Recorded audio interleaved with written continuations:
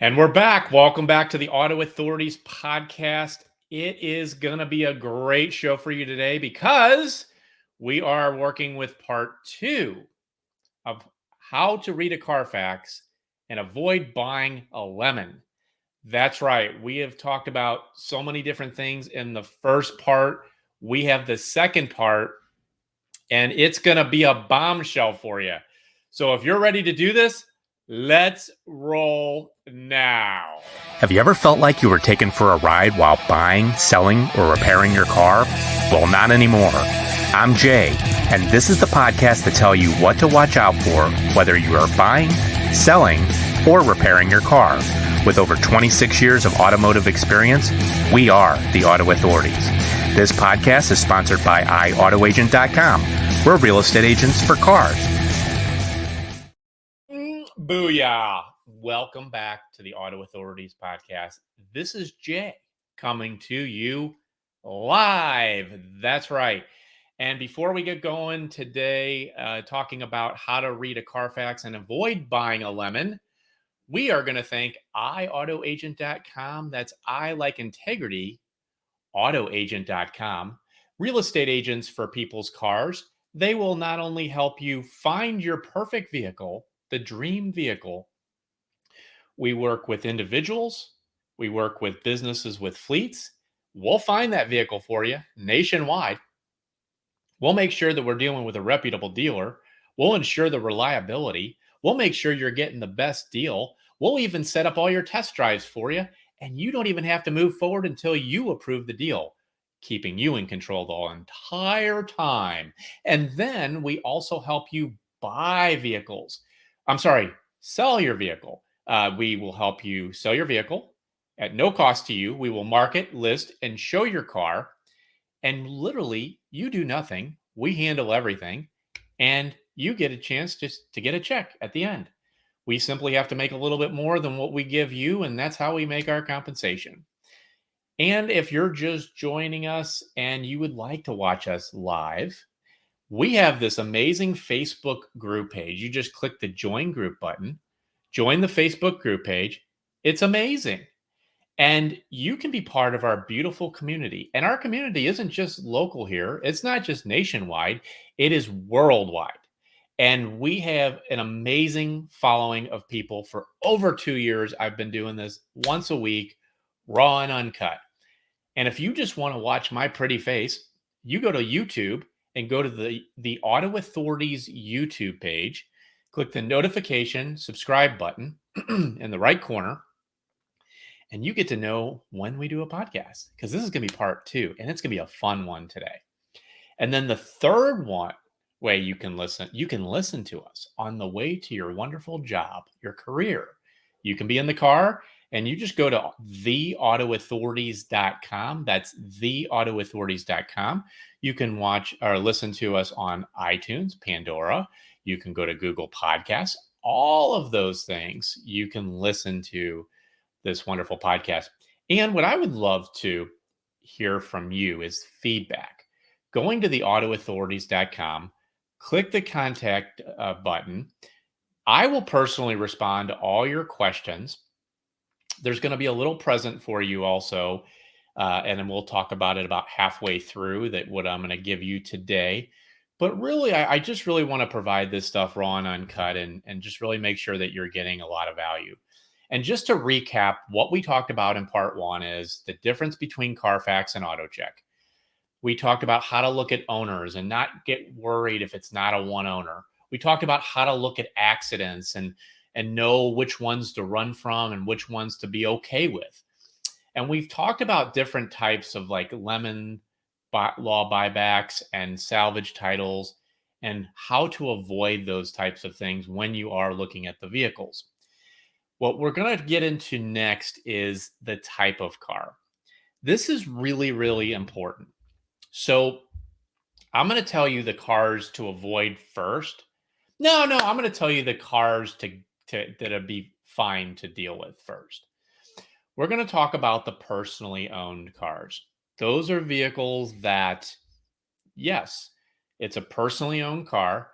They bought the car. They've sold the car, and it says personal. That's the best one, in my opinion, because that person bought the car and chances are they've probably taken care of it and done the maintenance. And we know now, because you listened to part one, that maintenance is listed on Carfax if the mechanic has a relationship with Carfax, a partnership. And Carfax is pretty much making partnerships with all these reputable mechanics out there. The next piece that I think is okay is called a lease. And a lease is when somebody says, okay, I'm going to make payments for a certain amount of time. And at the end of the lease, I'm going to give it back to the manufacturer so they can resell it. Or, and we talked about this in part one, is that they buy the vehicle after the lease is done. What's a little deceiving is sometimes when they buy the vehicle after the lease, it will show as two owners on the history report. And that is not the case. So you want to look very carefully on the type of vehicle that you are buying. And what I really, really like is, and we're going to talk about this when we get down to history, is was this a trade-in? How the dealer got it, or was it a purchase at the auction? And I'm going to tell you about my favorite ones and the ones that I would really, really run from. So let's talk about the next level. So we've talked about we talked about leases, talked about personally owned. Let's talk about the things that I'm really not that hip on. And I'm going to save the best for last. Taxi vehicles, I probably would avoid. Corporate vehicles aren't terrible. Most of these companies that buy these fleet vehicles, they are taking care of them maintenance wise. But unfortunately, when you don't actually own the vehicle, you may not be treating it as well as if it was a personal vehicle or potentially a lease. So a corporate vehicle is not necessarily a bad thing. But I am going to share with you what I do not like is I don't like rental vehicles. And I'll share the reasons why. Think about the last time you rented a vehicle.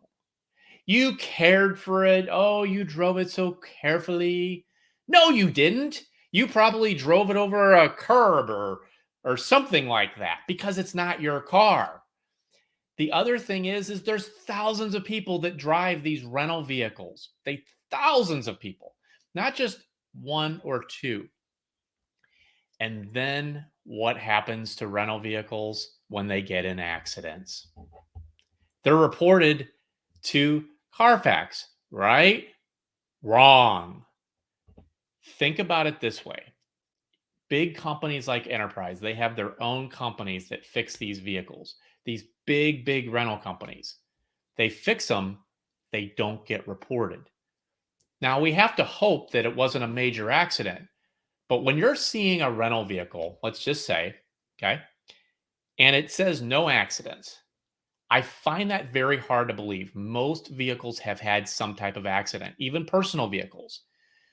So it's going to be key. And of course, I preach this all the time to get an independent mechanical inspection, especially if it's outside of warranty.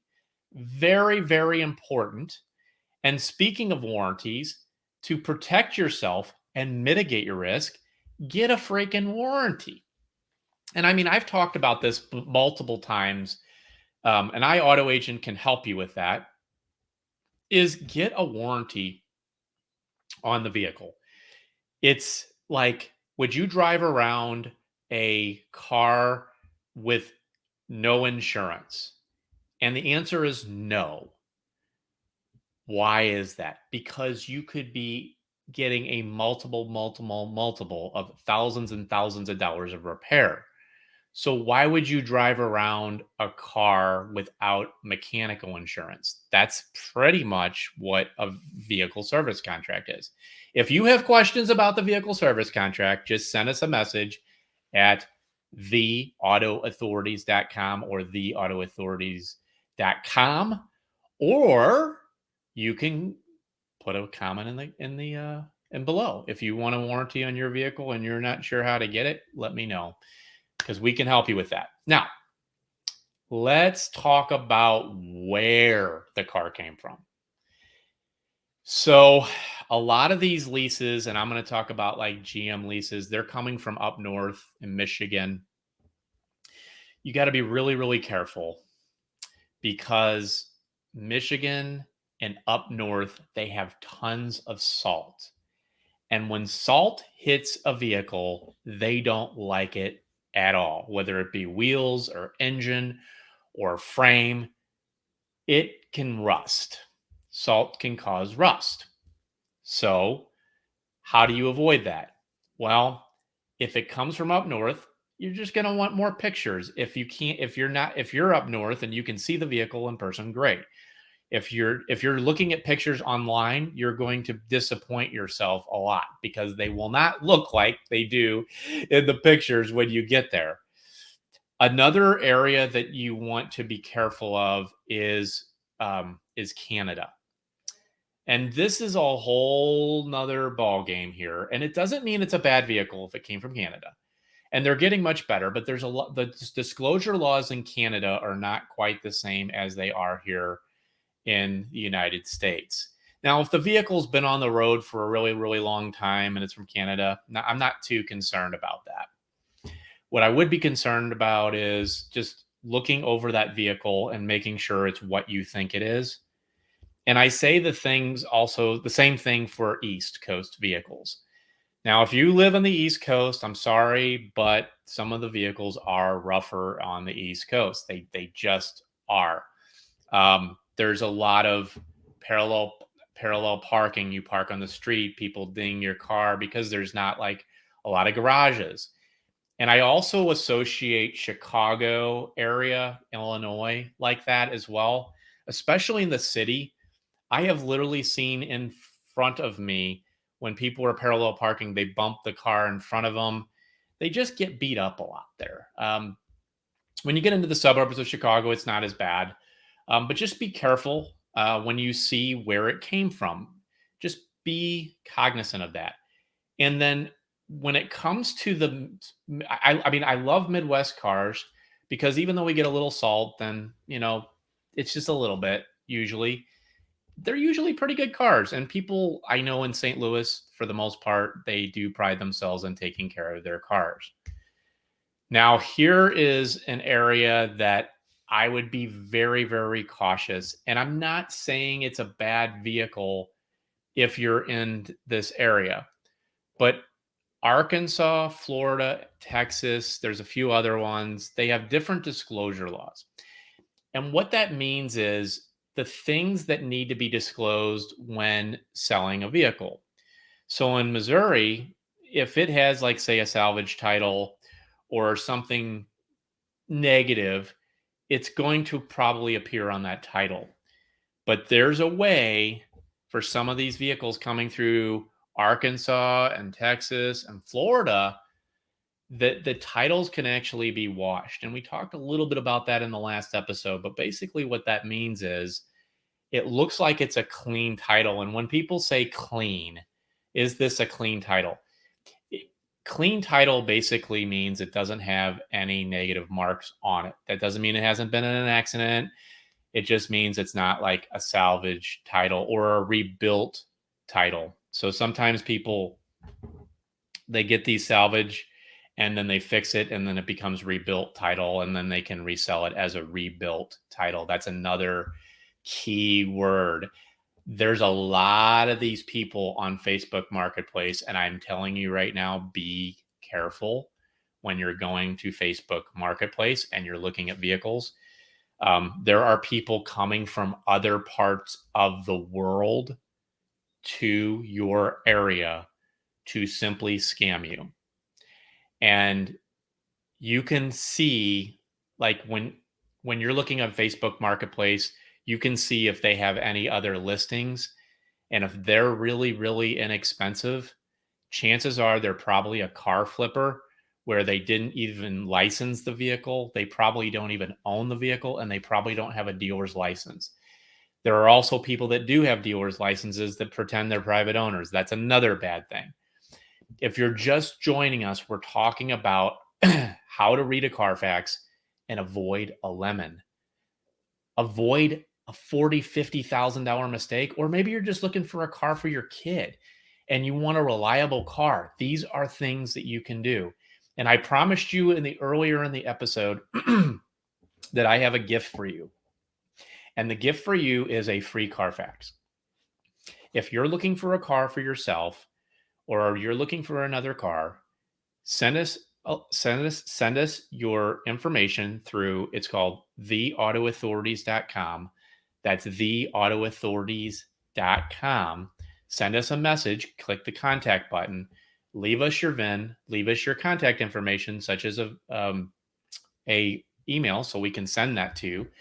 And if you have questions, I will personally answer anything for you. My goal here is to keep you safe. There's so many really smart people that make so many dumb decisions when it comes to these Carfaxes and these auto checks. They don't read them right. They don't look and see, accidents, uh, lemon laws, what type of vehicle is. We talked about all this. They don't look at where the vehicle came from. We talked about that. They just assume that it's coming from a dealership, and the dealership has done its due diligence. And truly, a lot of dealerships do also do their due diligence. But there are some places that don't. And that's really what we're going to talk about next. Is we're going to talk about the history report. But I'd love to hear your comments below. Is this information valuable to you? Because I've been doing this for over 2 years. I want to hear some feedback. Share this with your friends and family. I want to spread the good word. I want to talk about history. Now, here's my favorite history. I'm gonna start with my favorite. My favorite history is if the vehicle was bought locally and traded back in to that particular dealership that was bought brand new, and it's a one owner. I love it.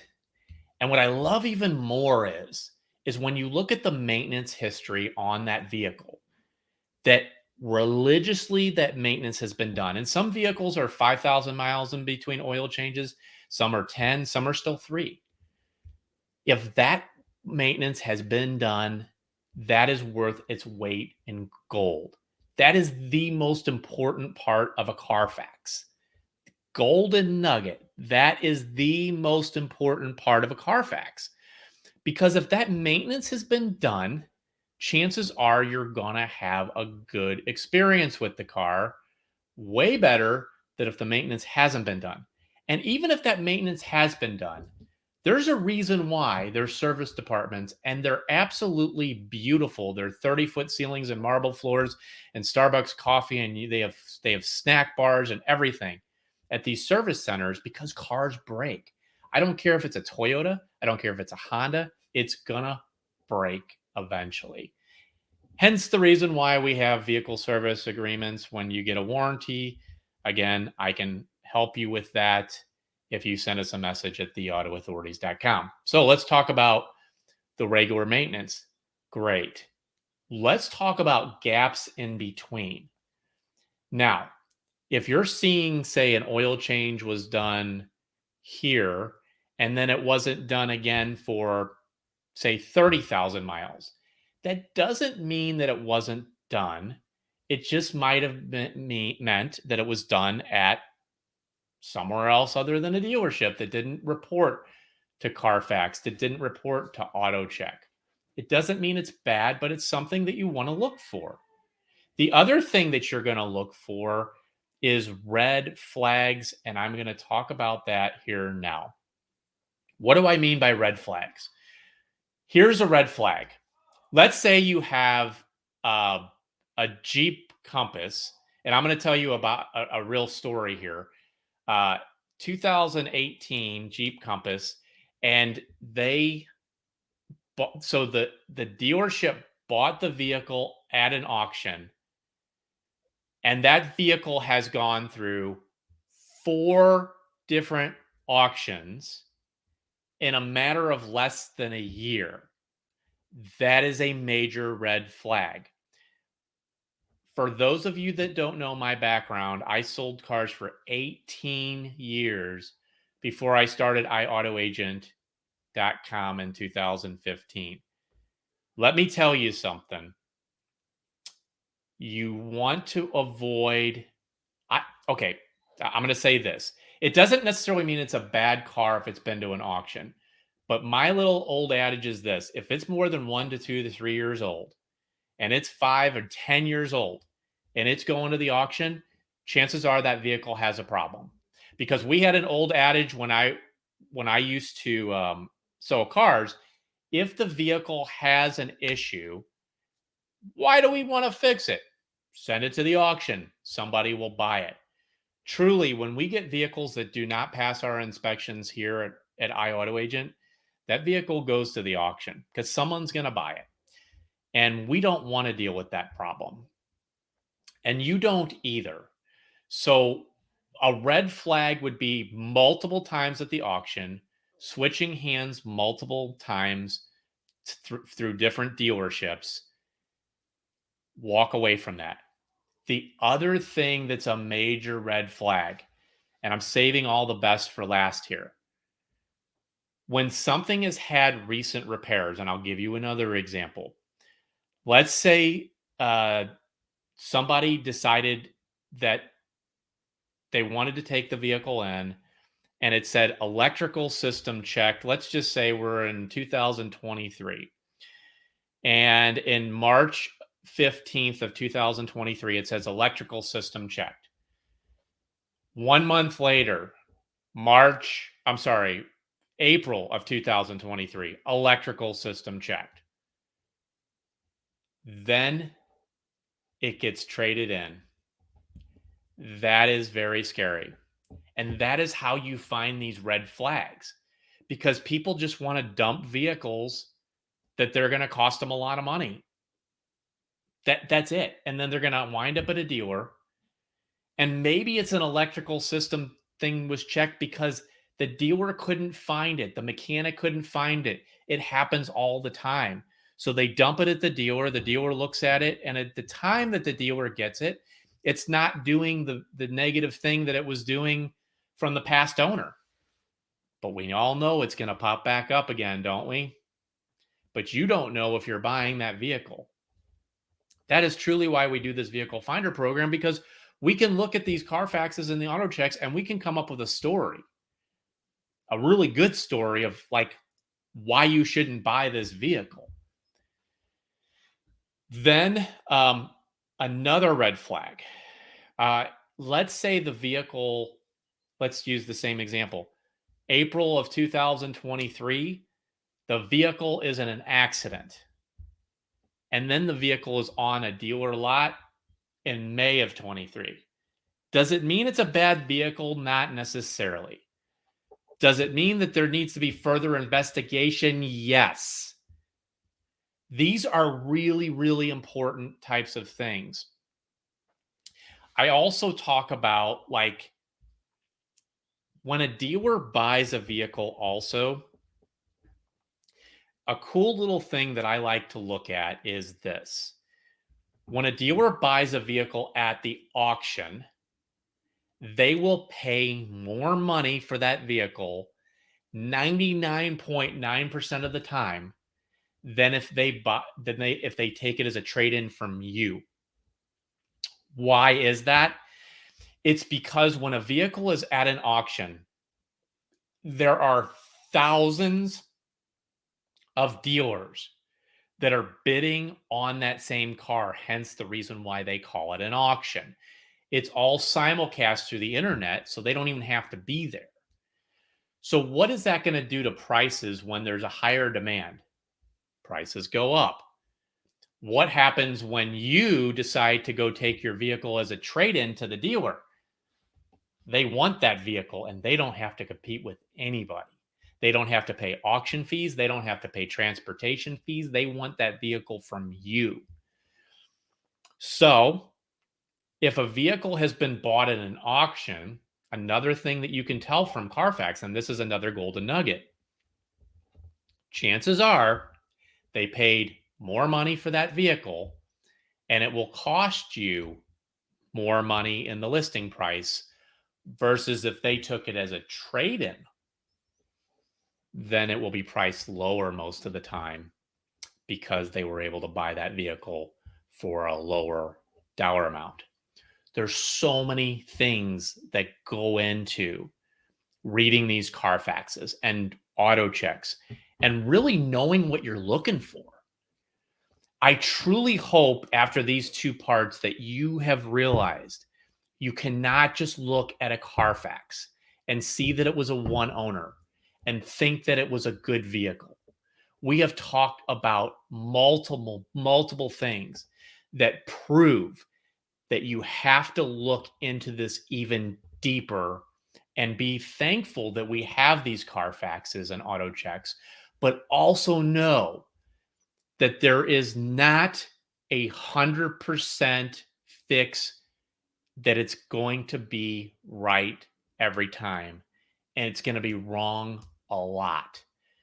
But if you can use these tips that I've given you, boom, you're going to be much better off. And then for those of you that are looking for affordable cars, let's call them teenager cars, and you have these types of tools, it makes you so much more powerful. It makes you so much more knowledgeable.